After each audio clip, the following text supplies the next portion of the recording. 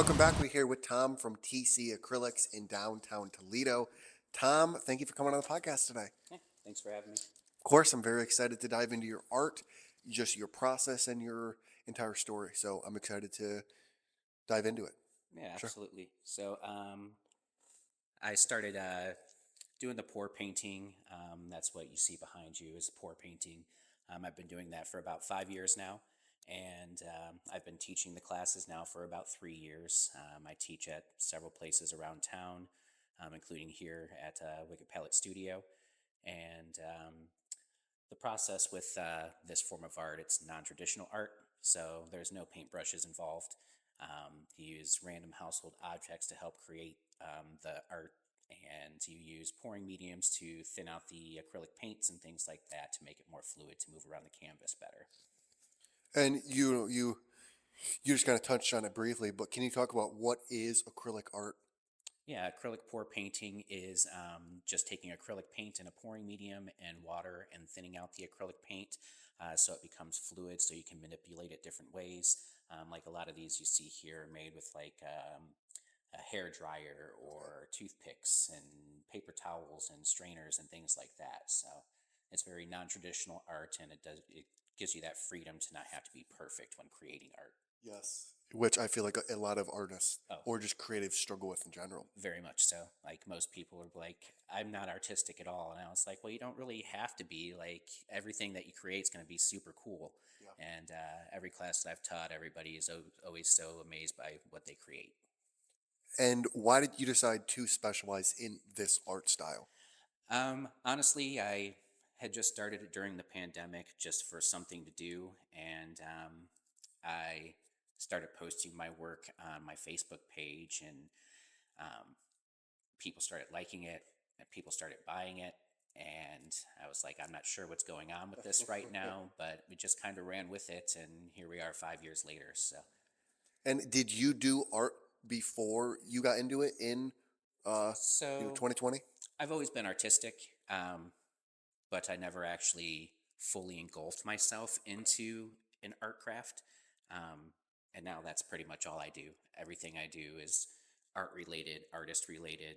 I've made tons of connections with all kinds of other businesses and other artists and other organizations that are revolved around art as well. So it's been pretty fun. Yeah, I think you putting your out on so or putting your art on social media and getting that validation of, oh shit, people actually like what I'm doing. Right, Like right. that had to be a very good feeling for you. Yeah, absolutely.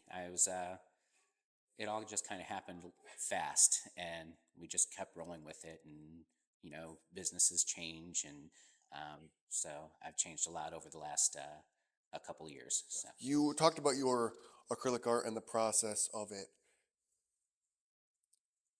I kind of want to dive into just being an artist in general. Mhm.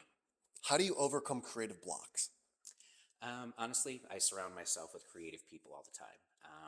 They're pretty much what fuels me, and I'm sure that them hanging out with other artists and things like that, that's where they get their inspiration too. Like I said previously, I've been in a group of artists now for the last 5 years, and we all hang out, we all go to the same events. It's just a great community to be a part of, and it's a very accepting community as well. So you would say surrounding yourself with other people that are doing what you're doing, but are also inspiring you Yeah, to create has really helped you in that yeah, process. absolutely. And then it's a good way to learn about other opportunities in the area as well, just by that networking. And for a new artist that is looking to put themselves out there, that is nervous or they don't have confidence or they're a little scared to present themselves to the public, what would your advice be to them? Just do it. I was scared as well. It's it's very hard to put yourself out there to be criticized, and that may not be the case at all. But that's always something that's in the back of your head. I struggled with several years with the imposter syndrome because I'm not a traditional artist. I don't use paintbrushes and things like that. So it took a long time for me to get comfortable with who I am and what I'm doing, and like I said, I'm presented all over the place now. So. Do you think there is an advantage to you being a self-taught artist? Um, I mean, everybody's pretty much a self-taught artist. If you don't want to do art, you're not going to. You know what I mean? Yeah. Even if you went to school and stuff for art, it still doesn't mean that's what you want to continue pursuing. Um, but no, I forgot the question.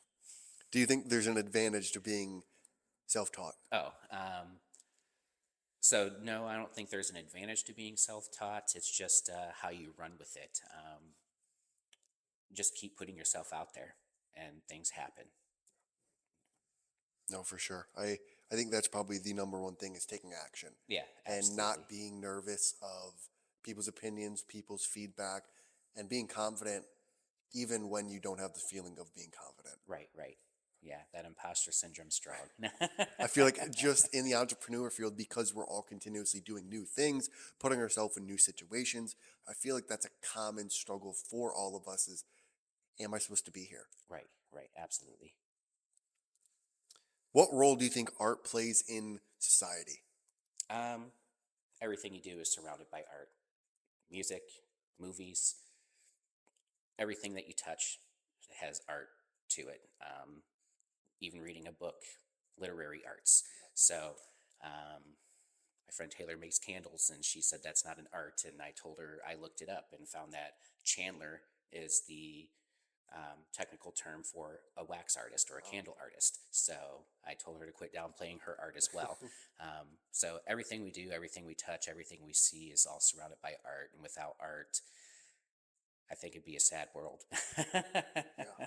I feel like art is what drives society. It's that underlying foundation that pushes society forward. If that's content creation, if that's making candles, if that's making art, if that's Yeah, books, I feel like that is the foundation of what drives society forward. Because without it, we would just all be the same and not expressing ourselves. yeah, absolutely. And what is one thing you want to accomplish in your life that you have never told anyone? Oh, wow. I guess I've never really put that into into thought. I mean, obviously, I want the business to be successful. And with the studio that we have here, it'd be really good to grow that and possibly have more than one location. So I guess growth within myself and growth within my business, those are things that I'm hoping for. I don't know if that's something I've really told anybody or not told anybody, but I mean, I guess those are all long-term goals for yourself and for your business. Is there any big lofty goals that you've been thinking about in the back of your mind that you're like, I really want to do this even in 10, 15 years down the line? So with that imposter syndrome thing, I've been hesitant to start applying for the grants. Okay. So I definitely want to start doing that, and that's a good way to push the business forward too, and get myself in front of a new audience of people. I know the Toledo Arts Commission does grants quarterly and things like that. Um, so I need to focus more on that now moving forward. I love it. I have two more questions for you. Sure.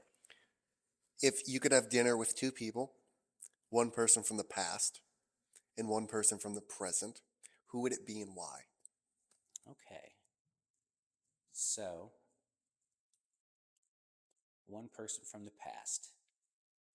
I would have to say Chris Farley. Okay. He is a very comical person, and I think that he has a great aura, and he'd be great to be around and have constant laughs with.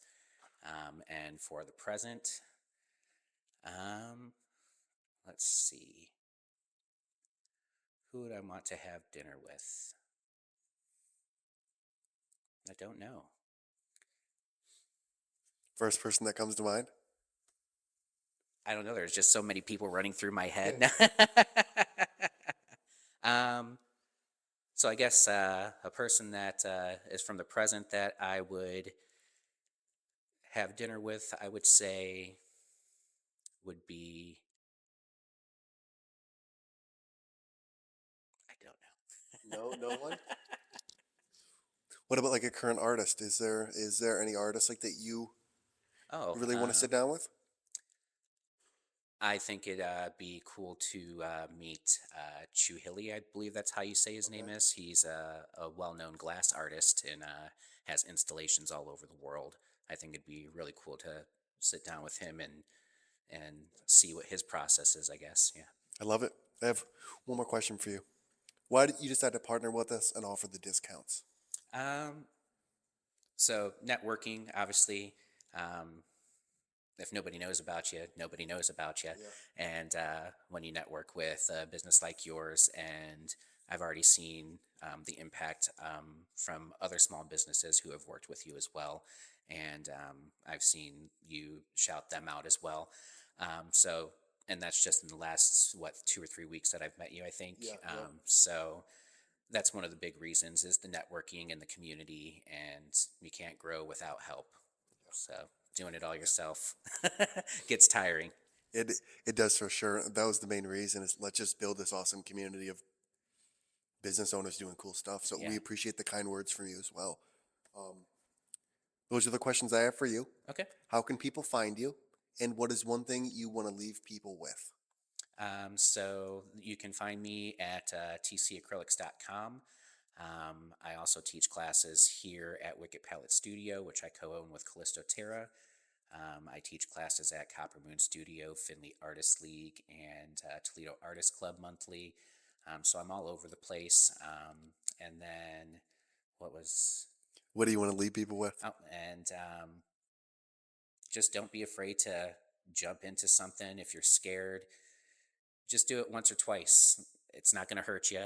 And if it does, you don't have to do it again. So, yeah, just try it. Great advice. I think a lot of people just need to take that first step and they'll realize it's not as bad as I thought. Yeah, absolutely. Well, Tom, thanks for coming on the podcast. I Yeah, appreciate it. appreciate it.